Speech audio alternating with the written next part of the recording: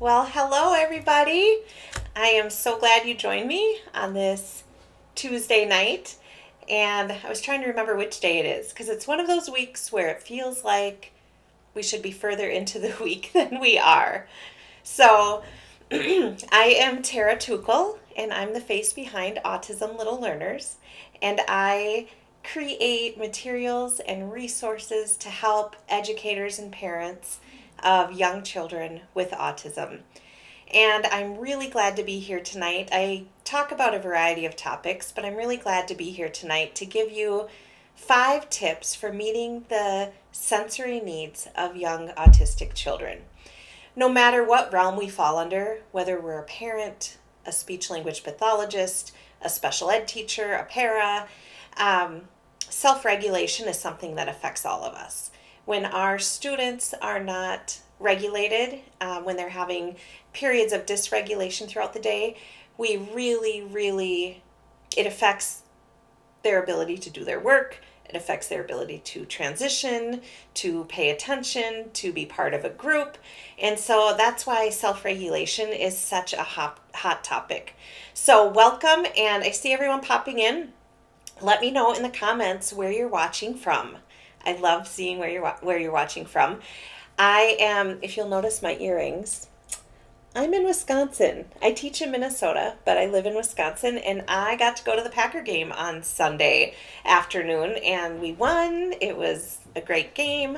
Sorry to all you Steelers fans out there, but I had a great time with my mom in Green Bay, and now I'm back and back to school for the week, so trying to get my head back in the game of school.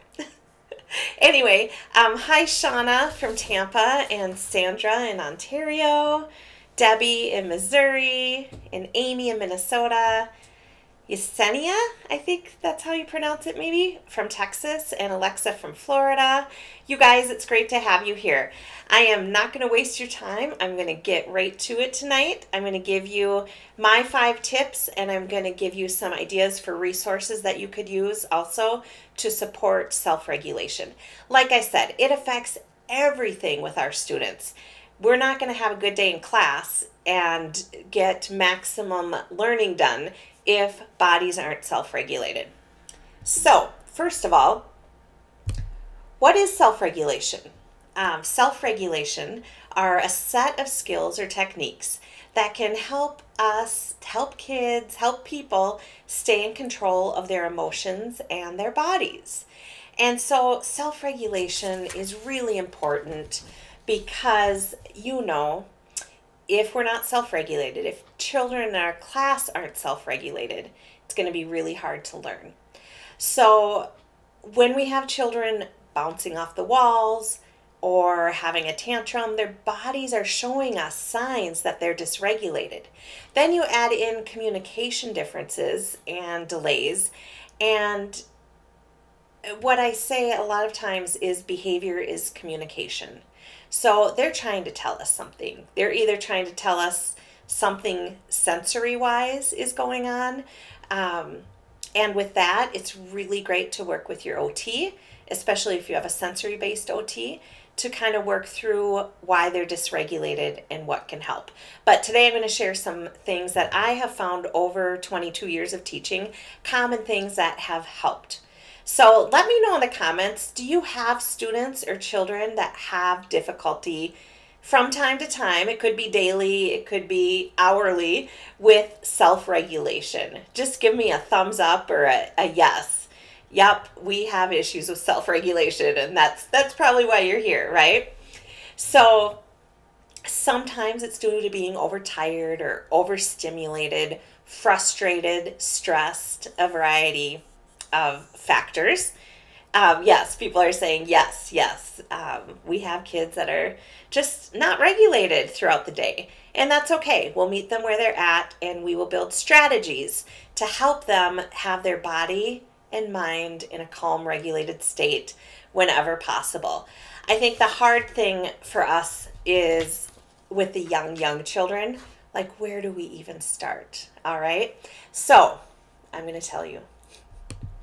Tip number 1, we have to regulate our own emotions. Now, I'm going to be honest with you. Today, for me, was a high stress day at work. We had a lot of kids that were dysregulated. For some of them, it might look like behaviors, and for other kids, they're just so active and they can't calm down enough to sit, let alone pay attention to an activity that we have. And so when you have multiple kids who are having trouble with regulating, we need to remember to regulate our own emotions. So I've really been trying hard this year to take deep breaths and like do it during those times where I'm feeling like the room is up to here, things are getting high energy, getting stressful. Try to take deep breaths, right? Because if we as adults are not able to regulate, self-regulate ourselves and model that, they can pick up our vibes, right? Have any of you had a moment where you're like, oh my gosh, like everything's just kind of feeding off each other and you feel yourself, your shoulders up and yourself getting stressed? And I just want to take a moment to say, like, that's normal. It's human nature. We get stressed when we're around stressed people, right? So we need to take a breath and bring it down a notch and like consciously do that. Because a lot of times you might think you're calm, but really inside you're stressed. So if we can self-regulate our own emotions, we'll be able to better model and help teach self-regulation. So I think sometimes you think, well, yeah, this is like easy to say and we don't have a problem with that. But just think about it. Think about it while you're working with kids over the next few weeks and take that conscious effort to kind of take a breath, step away if you need to, and kind of think, okay, what am I going to do next? What strategy can I use to kind of help bring the child down? And as much as we can do proactively, that is always the best bet. But some of these things you can use in the moment, but a lot of times teaching them ahead of time, which I'll talk to you about with the calming sequence, it's really good to do when there's like stable functioning and everyone is regulated. So tip 1, we need to regulate our own emotions. All right, oops, I skipped past tip 2. Tip 2, use visual supports. Now, I know we hear a lot, use visual supports. Okay, so what does that look like when it comes to self-regulation? And I want to show you just a couple little things that that I have found helpful. One is just a story that we can read, and we read this when kids are in a good space, when they're just right, when everything's going right. And why do we do that? Because that's when kids are learning. That's when they're taking it in. So if you can read a story of some type, a social story, where you are talking about things like the steps to calming your body, then when you're in moments where it's kind of pre-crisis, like things are ramping up, then if they have heard this and they are familiar with it, then pulling it in at that point might be helpful in averting a full meltdown. But super important to do this in the calm moments for the most part. Like 99% of the time, read these in the calm moments, not in the meltdown or really dysregulated moments. Has anyone had a student where you try to implement a strategy during the meltdown and it fails? It's because I think Carrie Dunbaron used to say, at that point you have mental debris. There's just not a lot of thinking going on. And so that's like not the best time to implement these. But as you get to know the child, you can kind of see those points where they're not beyond return and where you can pull some of these in. But stable functioning in a really calm state, that's the best time to teach it. And I'll link anything that I show here today, I'll link in the comments when I'm done. But this is part of my self-regulation resource for preschool. Another visual support that can be really helpful is a breathing visual support. And I know that if you have zones of regulation, then you have like the lazy 8 breathing and some different things. For young kids, something like this has been really helpful. And I put some directions on the top so that whichever staff are working with a student can kind of see what language to use so that we're all using the same language. So put your finger on the flower, breathe in through your nose to smell the flower. You guys do it with me. You'll be calmer after. Then put your finger on the candle. So I drag it over and blow out through your mouth. Blow out the candle. And a lot of times I'll go like this with kids. So we'll breathe in. Blow out the candle.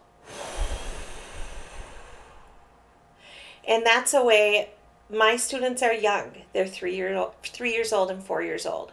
So just saying, take a deep breath and blow is a lot of language, and and following directions are hard, like just a verbal direction.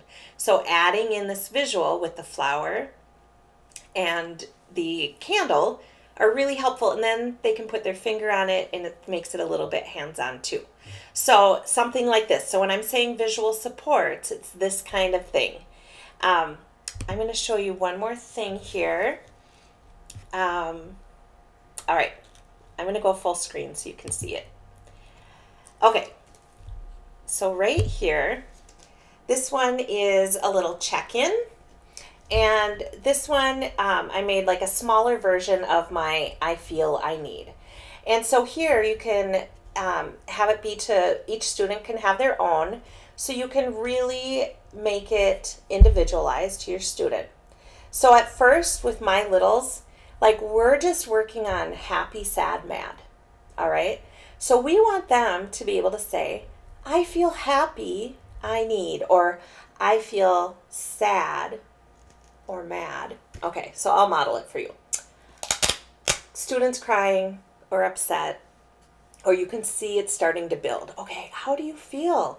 And we do this when they're happy too, so that it doesn't just come out when they're upset. So I feel sad, I need a squeeze toy. So you limit the choices down to things that you know they like and that are calming, and things that you have available, right? So you can really tailor this part to what they need. So it's simple and quick. And the other thing you need to do, and it's one of my tips down the line here, is teaching emotions. So if they can't identify happy, sad, and mad, this isn't going to work yet. And so it's really making sure you're teaching the emotions, and then they can use this kind of thing. This takes some of the verbal out of it, so you can just move, they can physically move at, like with their PECS book, what they need. Misty says, I love that you're only starting with 3 feelings. Yes, because whether the child's 3 or 4 or they're 6 or 7, if they don't know a variety of emotions yet, you really need to start small. And of course, happy, sad, mad are kind of the basics, right? So be really thinking about this. You might be modeling it with yourself. So I did it with a student today. I was teaching them how to use it. And I said, I feel happy. And then I had hug on there. I need a hug. And he gave me a hug. And so it's really, really helpful. This is also, most of these things are part of the self-regulation set. You can do a bigger, like if your student needs more choices or just a bigger field to choose from. So it's really has lots of options for whatever your students need. And tons of pictures of different breaks, sensory activities, yoga, lots of different pictures of emotions. So someone said, will this work with an older child that's not verbal most of the time? Absolutely. Absolutely. The pictures are kind of younger kid pictures, but if that doesn't bother them and they understand the pictures, any age is totally fine. There's yoga cards if you want to do, if they choose, they like yoga, you could have yoga with that too. Another option, it's the same thing I feel I need, but it's just like a quick check-in. So whatever format your student or you think your student would respond to, that's kind of where we're at. I'm just showing you a variety of different visual supports. You need a child to take 5 deep breaths. This one, you can give them the numbers. And, you know, I think the one with the flower and the candle, that's what I use to really start teaching how to breathe in and out. Once they have that and they know what take deep breaths means, if you just give the verbal, then you could do something like this where they can put this on. Okay. Oh, we did 1 deep breath. Okay, let's do 2. Okay, there's number 2. So you can see there's like so many different ways. You can make your own visual supports. There's others out there too.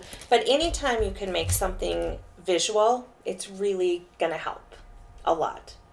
All right, I'm going to pull this back up here and get my face up here so you can see me. Okay, so that's tip 2. Visual supports, awesome way to teach self-regulation. And most autistic children are visual learners, and we all know this. So these supports can really help with that understanding. All right, tip 3, teach a calming sequence. All right, so practice the calming sequence several times a day while you're in a calm and regulated state. Then it will be easier to access this skill when the body becomes dysregulated. So I'm going to put up a visual for you to see. So as I said, I'm with 3-year-olds, 4-year-olds, some 5-year-olds. We start small.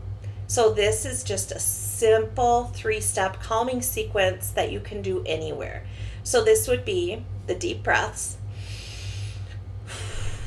And I taught this to a couple students today. And squeeze hands, shake it out, shake it out. I mean, they were laughing. It was super fun. Squeeze hands, shake it out, shake it out. And then rub legs. So these are all like things they could do quietly at their desk, and it wouldn't make it really noticeable to others if you're at the elementary level and you want kids to be not doing something that calls a ton of attention to themselves, right? So making it visual and then using the same calming sequence. So maybe they're a child that we really need to teach this to is working at a table with me, and later they're working at a table with another teacher or with the OT. Maybe at the beginning of each session or during our little session with them, we would go over this. So they're practicing it again when they're stable and not completely dysregulated. Let me know in the comments, you guys, do you think this is something you could see your students or child learning to be able to do this? I do have a variation of that too, where you can choose from, I'm just going to hold it up in this circle here, but you can make your own calming sequence. So you can choose from all the pictures that are in that set, and you can make, I'm going to run this across here. I'll show it to you again at the end. But you can choose and individualize for your student which activities or things you would want in their calming sequence. Shauna says, we use visuals a lot. They help at school and at home. Awesome. I mean, it's the way to go. Anything that you can make visual, it's the best. So I'll show you this calming sequence when I'm done with all the tips so you can see. All right, so that was tip 3. Use a calming sequence. Teach it when things are going well so that when things start ramping up, maybe not at the top, maybe not when they're in a meltdown, they may not respond to that, but maybe as they're starting to go up and you start modeling, deep breath, but you have the visual to go with it. Because the first thing that goes, you know, a lot of our students are having difficulty processing language anyway. So if they're starting to get stressed and upset, the first thing that's going to go is their comprehension of what you're saying. Because the verbal modality is not going to be the easiest, right? So just think of that. We start sounding like Charlie Brown's teacher, wah, wah, wah, wah, wah, when they're getting stressed. So bringing it back to the visual, bringing it back to the visual. So important. Okay, tip number 4, directly teach emotions. This is the one that I mentioned to you. So, autism is a social and communication disorder. Social and communication. So, we know that the communication is difficult, especially when kids are pre-verbal or non-speaking or have limited verbal abilities. So I think we all kind of get that part. But part of the social piece is, even if a kid's talking, their social skills are affected. And a piece of that are emotions. Identifying emotions, regulating their own emotions, everything that kind of goes along with that. And so you're going to need to directly teach emotions. If they aren't developing naturally, we need to show them. Like, this is what a sad face looks like. This is what a happy face looks like. So those 3 beginning emotions, sad, happy, mad, start teaching those. And you can start with flashcards. So I have a bunch of different flashcards with boys, girls, and a variety of skin colors represented. So lots and lots of flashcards. And I'll show you this big set at the end too. But it's just all sorts of emotion flashcards. And it moves beyond the basic 3, because eventually you'll get to where you can teach silly and scared and frustrated and stuff like that. But starting with that happy, sad, mad. So starting with receptively identifying. So point to the one who's sad, or give me mad. And then labeling, sorting. We also like to use mirrors and point out things, like, oh, this is my sad face. Play-Doh mats. I have a couple of free ones, and I think they come with a couple of emotions cards. So I'll put that in the link for you, but just some Play-Doh mats where you can really start working on basic emotions. File folders or other things where they're matching sad to sad. So there's like a variety of different ways that you can come at it from different angles, and whatever that child's kind of learning profile looks like, the way they learn best, you can tap in that way. Also pointing out in books or videos, you can pause it, like, oh, he's sad, he's crying. Or even the classroom. Sometimes my students don't notice when someone else is upset, but some will look.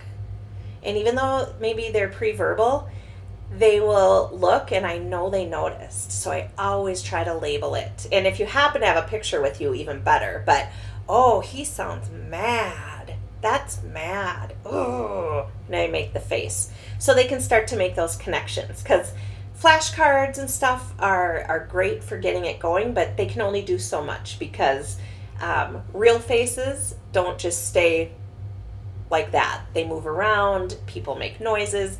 So really think of generalizing and that kind of thing when it comes to emotions. Like, how can you self-regulate if you don't even know how you're feeling or have anything to call it?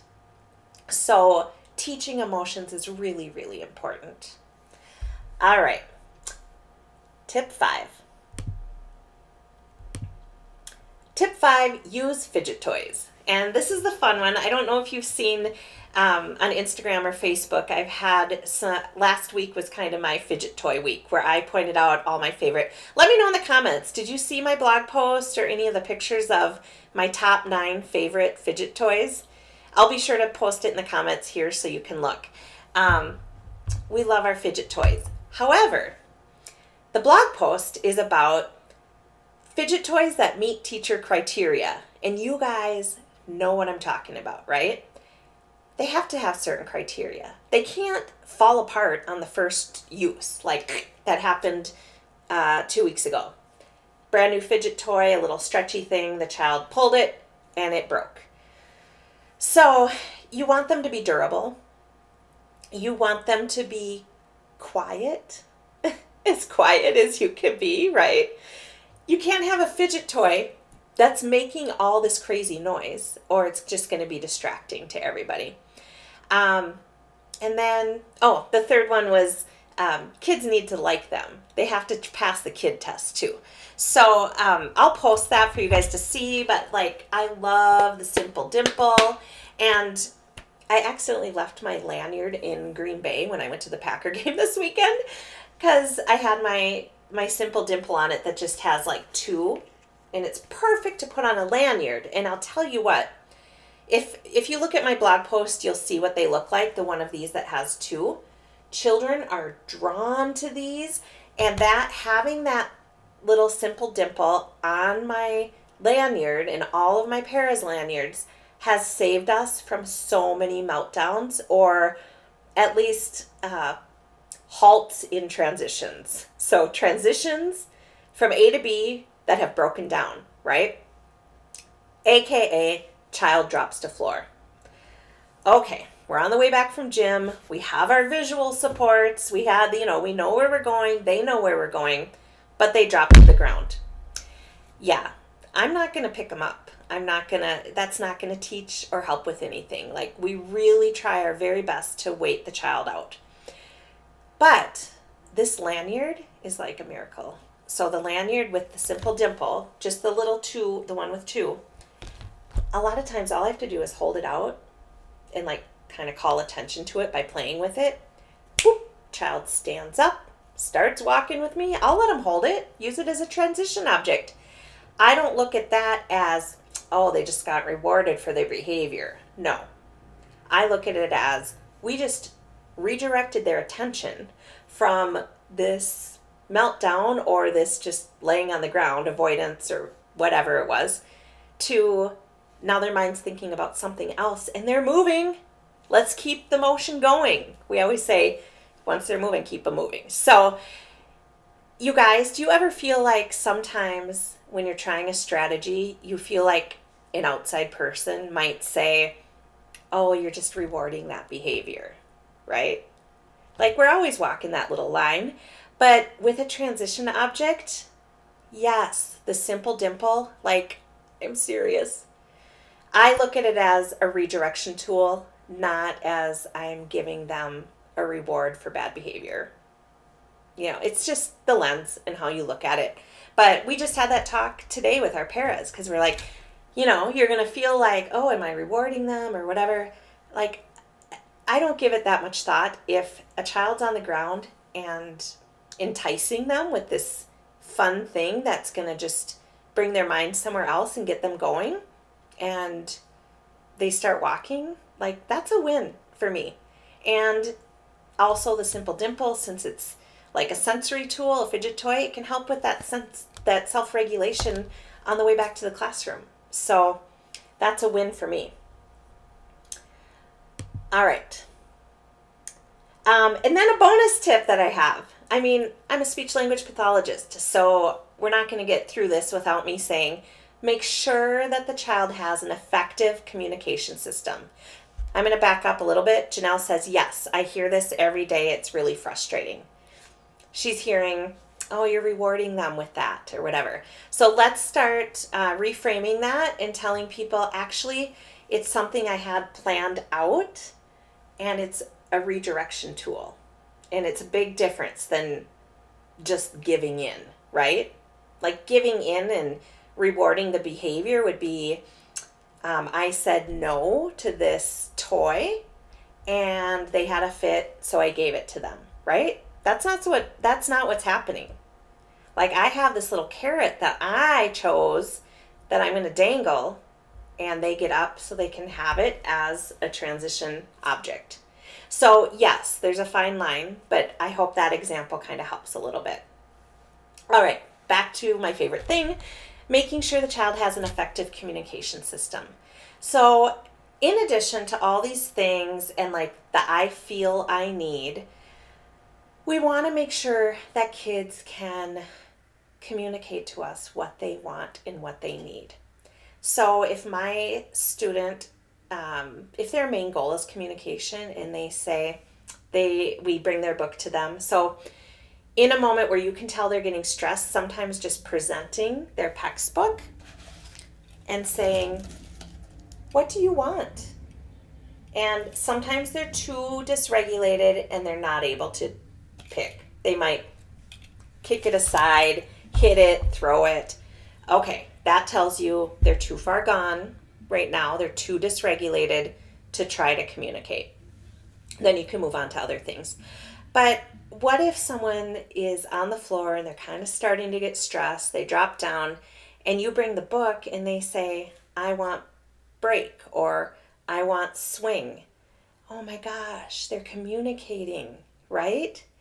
And I think our knee-jerk reaction is to say, well, you're having a fit, you don't get to go have the swing.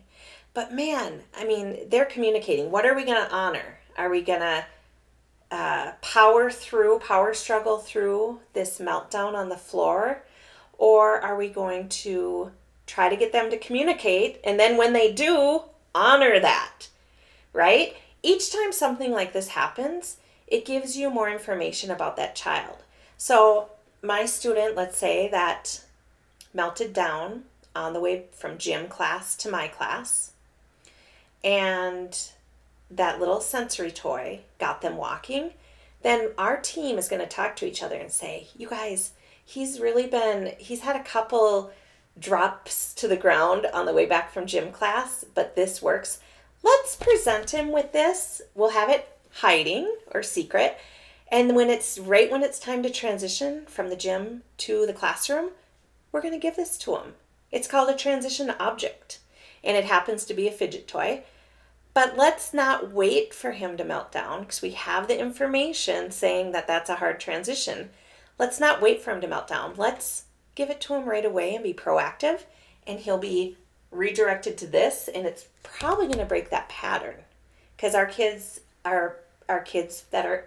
they love patterns and routines. And so sometimes when one breakdown happens, then it starts to happen every time. So what can we do to switch it up a little? And a transition object can switch it up a little bit. So I hope that makes sense. So just be thinking to yourself and talk to your SLP, okay, how can we give him a way to communicate if he doesn't reliably have words verbally, right? It's essential. So I'm going to recommend some resources or readings or whatever. I have a few blog posts I've done this month. I've been all about self-regulation all month. Sensory books. I'm going to come on the screen here in a minute and just show you a couple of those things, because sometimes it's just helpful to see them right away on video. So sensory books, favorite fidget toys, and then that self-regulation resource that I told you about. I'll post that in the comments too if you're interested. So I'm going to come full screen here, and I was going to show you this. So this is the calming sequence, and all it is, you can use the pictures in the set and pick whatever works for each child. So if for this child, if counting to 10 and doing wall pushes and then using a squeeze ball, if that's his calming sequence that helps him, then you put this individual one together. When I say push the wall, this is another one. Getting that heavy work of putting your hands on the wall and kind of doing push-ups, and that getting that heavy work can really be helpful in like calming a body down. So that's another option in there. And then the big emotions card set, it's super big. So for teaching emotions, sorting emotions, all of that. And then I think the other thing I was going to show you were the books. This one, you guys, is brand new. I just found it like last month. Well, actually, she sent it to me, and it's so awesome. It's one of the best sensory books I've seen in a long time. You can use it with your students, or you could use it with an entire classroom to teach typically developing children about why kids move and need that movement.